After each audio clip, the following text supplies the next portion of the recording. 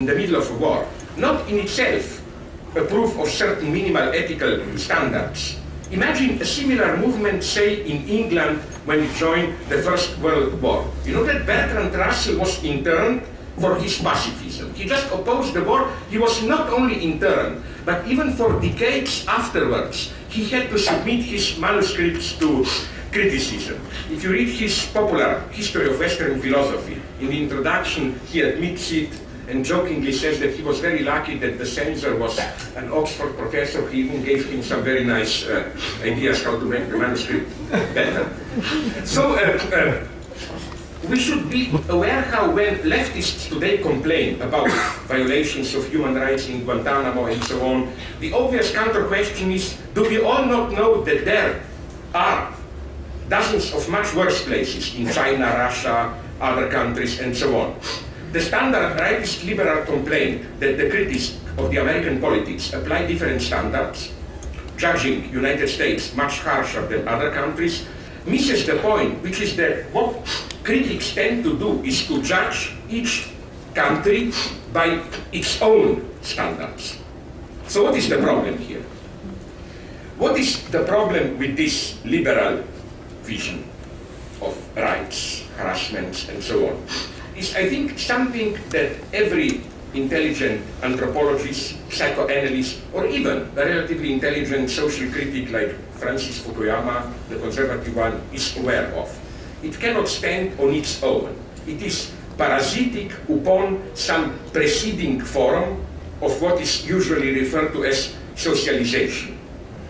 On the market, and more generally, in the social exchange based on the market, individuals encounter each other as free rational subjects. But such subjects are the outcome of a very complex process which concerns symbolic depth, authority, and above all, trust. In other words, the domain of exchanges is never symmetrical. For each of the participants to give something, each of the participants in an exchange has to give something without return, as it were, in order to participate in it. For a market exchange to take place, there has to be the subject who participate in the market exchange have already to be part of some symbolic pact, display the basic trust in the work, and so on and so on.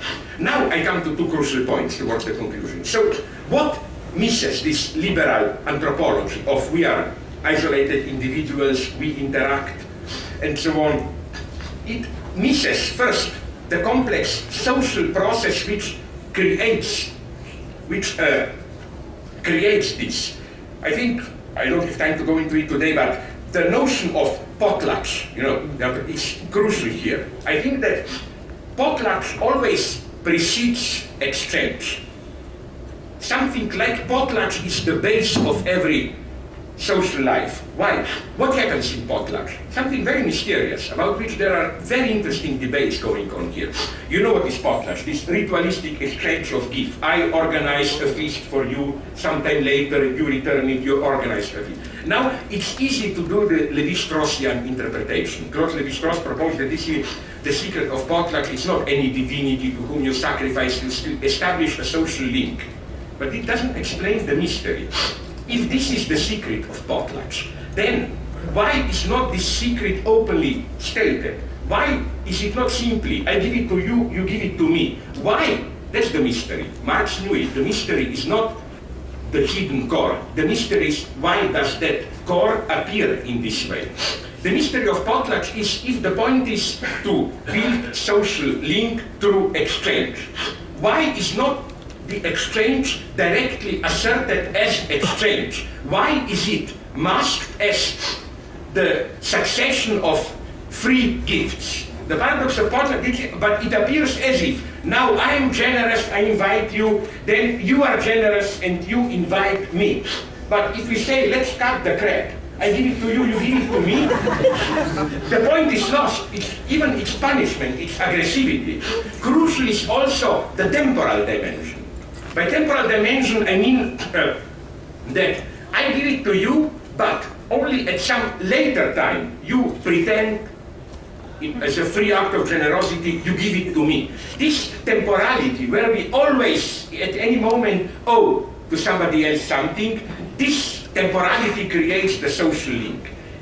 In this way, we can say that market exchange is precisely a zero temporality potlatch. I give it to you, I get it back, which is why we don't need social link. We can interact as individuals. The second thing missed, connected to this one, in liberal anthropology is what I already mentioned, the crucial role of customs, not just customs in the sense of basic shared values, but customs in the crucial dimension of implicit rules of politeness and so on, which do not have to be rendered explicitly. What do I mean by this? I don't know if you saw a rather stupid movie, Break Up, with Vince Vaughn and Jennifer Aniston, but there is a wonderful dialogue in it where Vince Vaughn, the guy, angrily reproaches to his ex-wife Jennifer Aniston in the film, "You wanted me to wash the dishes and I'll wash the dishes. What's the problem?" Here's what she answers. "I don't want you just to wash the dishes. I want you to want to wash the dishes." That's polite. You know very well from human interaction how when a wife or somebody close to you asks you something, much worse than to say no is to do it, but like making it clear that you don't want to do it. So this is how the customs act, and this brings us to my central concluding topic: civility. An act of civility is precisely to feign that you want to do what others ask you to do, so that your complying with the other's wish does not exert pressure on him or on her. This is why there is a scene which I like in the movie, which otherwise I'm not a big fan of it, Borat, you know, the obscene film. What I like in the film is not so much this, where the guy is simply rude and offensive, at least for our Western eyes, but you remember the scene where during a dinner in an upper-class house, Borat asks the lady of the house, "Where is the toilet?" Then he goes there and returns with his sheet carefully wrapped in a plastic bag, asking the lady politely, "Where should I put it?" and so on and so on. This, I think, is even a good metaphor for a truly subversive political gesture. Not directly hitting with sheet those in power, but you bring them a sheet and so on. So again, our atomized society, where we have contacts with others without entering in proper relations with them, I think that's the mystery of market exchange of money. We can have contact without relations, as it were. This is the presupposition of liberalism. And again, what liberalism is missing is precisely civility in the sense of the material base of freedom. Here I'm an old-fashioned Marxist, you know, this Marxist idea, freedom is nothing, it is only formal without a base of freedom. But we shouldn't understand this only in the crude sense of real material conditions, wealth, job. It's also that to live in a society of free individuals, a lot has to be there at the level of manners. A purely liberal society without manners, just regulated through politically correct rules, would simply collapse. We need customs.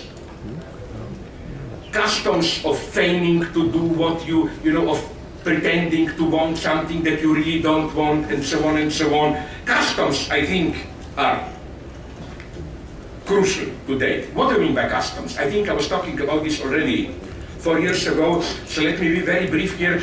Customs are, I think, an extremely interesting, crucial thing. Customs, or rather the rules of civility, are in between. They are not just politeness, they are stronger than politeness. Like, if I speak in an impolite way, you can reproach me, but it's not, I didn't do anything really wrong. But they are less strong than law. I don't break any laws if I behave in an without civility, in an impolite way.